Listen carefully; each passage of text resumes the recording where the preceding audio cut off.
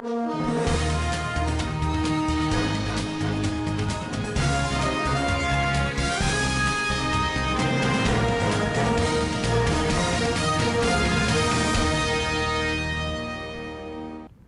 students scores 0-1 as NACO releases common entrance result. Palliatives underway, says President Bola Ahmed Tinubu receives class 1999 governors in Asura Rock. Navy undercovers illegal crude oil tapping points in River State. On business news, CBN directs payment of dollar receipts in Naira. On international scene, experts warns that NATO is becoming a threat to world peace. And on sport update, Onazi joins Hong Kong champions. Hello and welcome to Standard Voice Television News Channel. I'm Mohammed.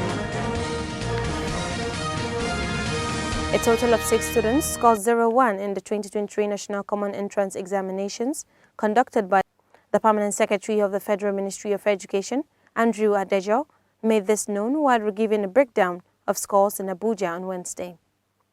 Mr. Adejo said a total of 72,865 pupils registered compared to 71,738 for 2022, with Lagos State having the highest number of 18,644 and Taraba with the lowest of 102 students. With 38,801 female registrants against 34,064 males, they are making progress with bridging the gender parity. 69,829 pupils sat for the examination, 3,036 pupils were absent, 76 pupils had the highest score of 203, while the lowest score was 0-1 mark scored by 6 pupils. Mr. Adejo thanked everybody that have contributed to making the exams possible, starting from the examination console, the examination monitors, the markers and the pressmen who were with them, adding that the conduct of the exam was hitch-free and it indicates that NACO is improving in the delivery of its examinations. He said the Federal Unity Colleges have become the first port of call for most parents in the country, although they are currently facing challenges of infrastructural development, feeding, and teaching quality, assuring that the federal government is doing its best to ensure better conditions for effective teaching and learning in the school. The Zamfara State Chapter of Joint Islamic Youth Organization and the Standard Voice Television have agreed to partner in intensifying their teaching and enlightenment of the youth to prepare them to resist all temptation in recruiting them into banditry activities across Zamfara and its neighborhood. The agreement reached on Thursday at the courtesy visit paid to the chairman of the station, Alhaji Ibrahim Magaji Dosara. The delegation of the Joint Islamic Youth Organization, led by its chairman, Engineer Sanusi Kwatarkwashi, was at the Standard Voice Television to inform the chairman of its annual event scheduled to hold on Wednesday, the 19th of July, 2023, and to solicit for the support and cooperation of the station towards successful hosting of the event. Engineer Sanusi Kwatarkwashi commended the TV station for its doneness and standard quality of programs and broadcasts and urged the station to sustain the tempo. Responding, the chairman of the station's board of directors, Alhaji Ibrahim Magaji Dosara, promised to give adequate publicity to the activities of the organization. Alhaji Dosara said the doors of the TV station are widely opened to the Joint Islamic Youth Organization and appealed its leaders to always fear God Almighty and continue to teach, enlighten and educate the youth to shun all social vices, posing threats to the security of the lives and properties of the citizenry. President Bola Ahmed Tinubu on Wednesday in Abuja assured Nigerians that the framework for palliatives to remedy the effects of fuel subsidy removal is being worked out, explaining that the decision to phase out the subsidy was taken in the best interest of the country. The president gave the assurance when he received members of Class 1999 governors who paid him a courtesy visit at the presidential villa. 18 of the former governors were present at the council chambers where the president met with them. While appreciating his colleagues who served during the birth of the Fourth Republic in 1999, President Tinubu appealed for more patience from Nigerians, saying the government will increase efforts to alleviate the pains of the subsidy removal and speed up the process. He said the government will ensure a foolproof social security structure that will not be compromised, especially in cash transfer. He said he understands that the people are suffering, yet there can be no childbirth without pain, and the joy of childbirth is the baby and relief comes after the pain, stressing that Nigeria is being reborn and it is a rebirth of the country for the largest number over a few smugglers.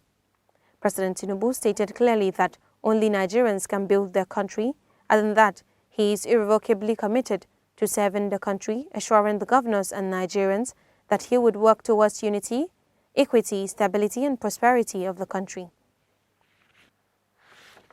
The Nigerian Navy said its operatives have uncovered illegal crude oil tapping points at the oil mining lease OML 18 oil field in Asari Toru and Degama local government areas of Rivers State. The Navy said 2 wellheads of Kala Ekwema community in Asari Toru local government area and Karakama community in Delgama local government area, operated by the Nigerian National Petroleum Company, were tapped by suspected pile criminals. The Navy, however, said the national assets were recovered from miscreants through intelligence gathered from patrol of helicopters deployed in the area. The commander, Nigerian Navy ship Pathfinder in Port Harcourt, Commodore Ibrahim Suleiman, disclosed this while speaking to newsmen at the site on Wednesday evening. Commodore Ibrahim said people who have some technical skills were involved in the illicit activity, saying pipes were laid directly to the wellheads and taken to about 3 different loading points. Commodore Ibrahim stated that the Navy was fully on the ground, adding that the security outfit remained committed to putting an end to oil theft and other forms of economic sabotage. The Governor of Zamfara State, Dr. Dauda Lawal, has appealed to the Chief of Army Staff, Major General Taurid Lagbaja, to assist in curbing incessant insecurity in the state, saying that deaths of innocent citizens are recorded on a daily basis. The Governor made the request during a visit to the Chief of Army Staff and principal officers at the Army Headquarters Garki, Abuja. Governor Dauda Lawal congratulated the Chief of Army Staff on his appointment and pointed out that the appointment of the security chiefs has given Nigerians hope. Dr. Dauda said, Zamfara State as at today is facing serious security challenges, and as head of government, he is saddled with the responsibility of protecting lives and properties in the state.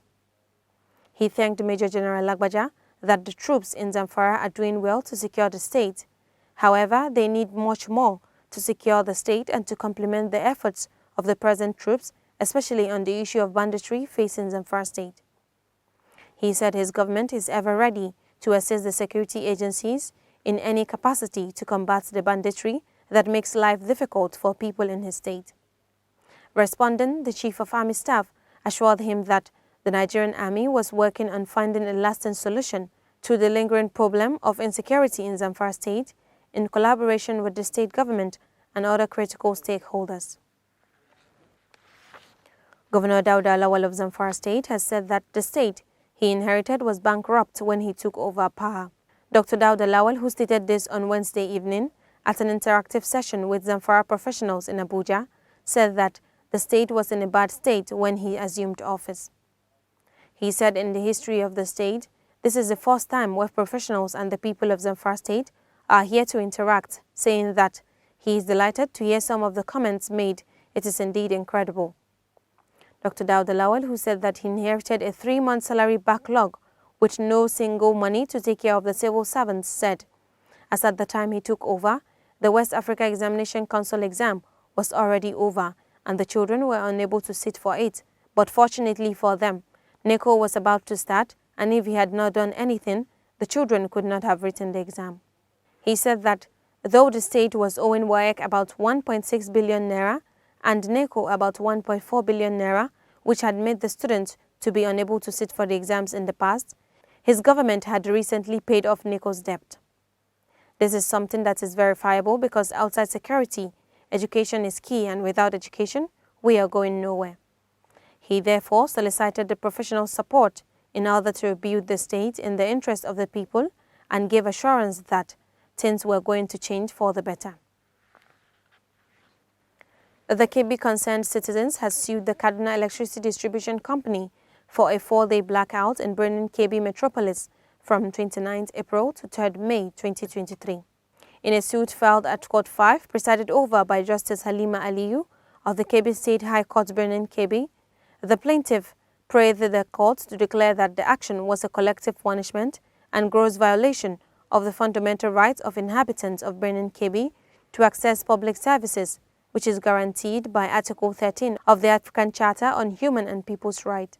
The Kebbi concerned citizens also want the court to declare the act as a restrictive business practice contemplated by paragraph 2, subsection 18 of the Nigerian Electricity Regulatory Commission's Customers Complaint, Handling Standard and Procedure 2006, and fiduciary duty the defendants owe Birnin Kebbi Metropolis customers. It therefore wants the court to award a 1 billion naira damages for the inconveniences caused. We are here today on the issue of the case filed by Kebbi concerned citizens against Kaduna Electricity Distribution Company.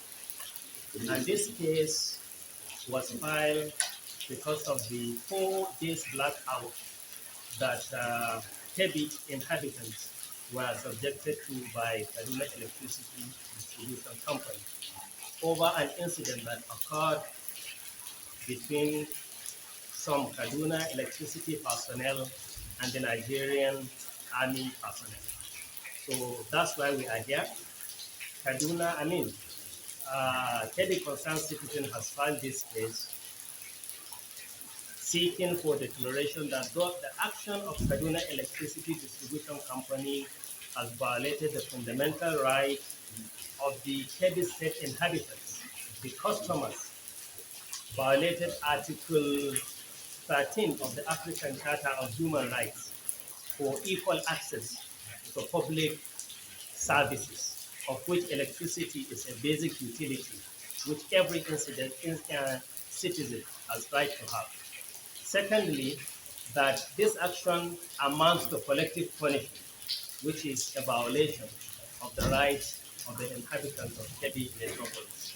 So, and pursuant to this, there is a request for damages of 1 billion naira against Kaduna Electricity Distribution Company, which should be paid to uh, Community and Social Development Project, which is a UNDP structure here in Kebbi State, for the services of Kebbi inhabitants, so that those monies will be used for rural electrification and also motorized water systems within the state. In short, we are saying that since this is a violation of rights of citizens, a collective one, so the damages we are seeking are also going to be used to what?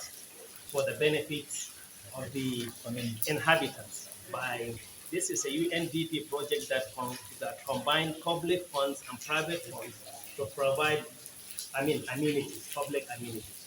So we are seeing now the question give that 1 billion, which would be used for solar electrification where needed in Kebbi, in building Kebbi, and also to finance water, motorized water boats. There's also cost of this litigation at 1 million. So in a nutshell, these are the prayers that every concerned citizen is seeking against the Mineral Electricity Distribution Company for plunging the whole of Birnin Kebbi, which is the capital of Kebbi, consecutively for 4 days without electricity in any part of the metropolis. That's Sir, are you joining any other maybe individuals that have interest in joining this matter, or is only KCC that is filing the case? well, KCC is doing it on behalf of itself. The Kaduna is a representative action. KCC filed this on behalf of itself, on behalf of the Kebbi customers, inhabitants of what? Kebbi, Birnin Kebbi, and also on behalf of the general public in Kebbi State. Because many customers have come to Kebbi concerned citizens for the role it's playing concerning the issue of social development and what have you in the states, complaining about that. So a lot of the witnesses we have are basically inhabitants and customers of Kebbi. Okay, so are you satisfied with the court process? We are satisfied because what happened today is mentioned, just for the case to be mentioned, and issues are yet to be joined, which means the Kaduna electricity is yet to respond to all our claims. So now it has been adjourned to enable them file their response. So the court process is the due process and it's going well. Now on business news.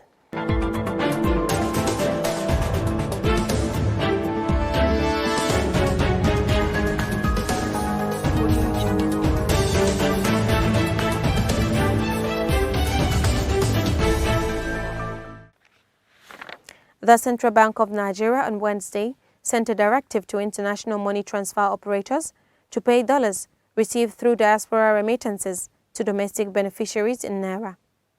A circular by CBN Director O.S. Naji to banks, international money transfer operators and the public, Trade and Exchange Department, listed 62 approved international money transfer operators to carry out the directive. The list includes Western Union, World Remit Limited, Cashport Limited, eTransact International Limited, Lead Remit Limited, Flutterwave Technology Solutions Limited, and Intense Switch Limited. Others are Bellifted Limited, Cape Remit UK Limited, Chime In Send Wave, Colony Capital Limited, Comet Trading Nigeria Limited, CSL Pay Limited, CP Express Limited, among others. The circular titled Payout Option in Naira Receipts of Proceeds of Diaspora Remittances said, further to the circular dated November 30, 2020, in respect to the above subject, the Central Bank of Nigeria hereby announces Naira as a payout option for receipts of proceeds of international money transfers. Accordingly, all recipients of diaspora remittances through the CBN approved international money transfer operators on the attached list shall henceforth have the option of receiving Naira payment in addition to USD and e-Naira as payout options. Now on international scene.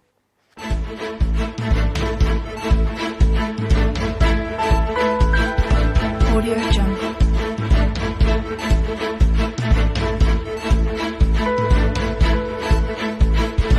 Audio Jungle.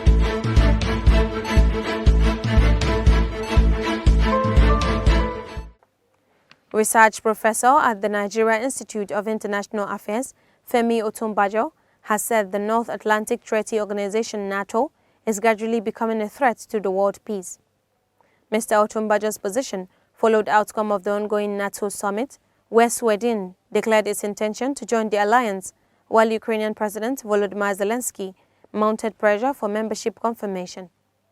The two-day event, which is being held in Vilnius, Republic of Lithuania, has seen countries such as France and Germany pledge to supply Ukraine with more ammunition.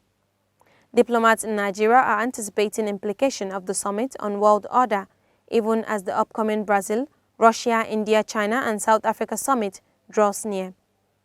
Mr. Otunbajo said NATO has expanded even to the last country before Russia, which is provocative, noting that members of the alliance would not have accepted such had Russia done the same. He said NATO is a principal actor in the ongoing war between Russia and Ukraine, as it pokes its finger in the face of Russia by giving Ukraine support. NATO's aggressive position on Russia's war is a threat to world order, same with Russia. While Russia does it to protect its sovereign interests, NATO, on the other hand, think they are protecting the world order by deterring Russian aggression. Now on sports update.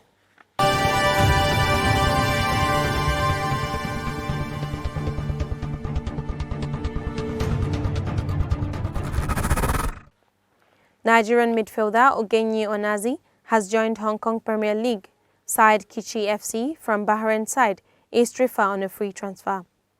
The details of the deal were, however, not disclosed by the club. The 30-year-old joins the Hong Kong Premier League's champion, who have won the league a record 12 times after a brief spell in Bahrain and Italian Serie D side Casatana FC. In August 2022, the 2013 Africa Cup of Nations winner completed a free transfer to Italian Serie D side Casatana FC 6 years after he played for Lazio in the elite Italian Serie A.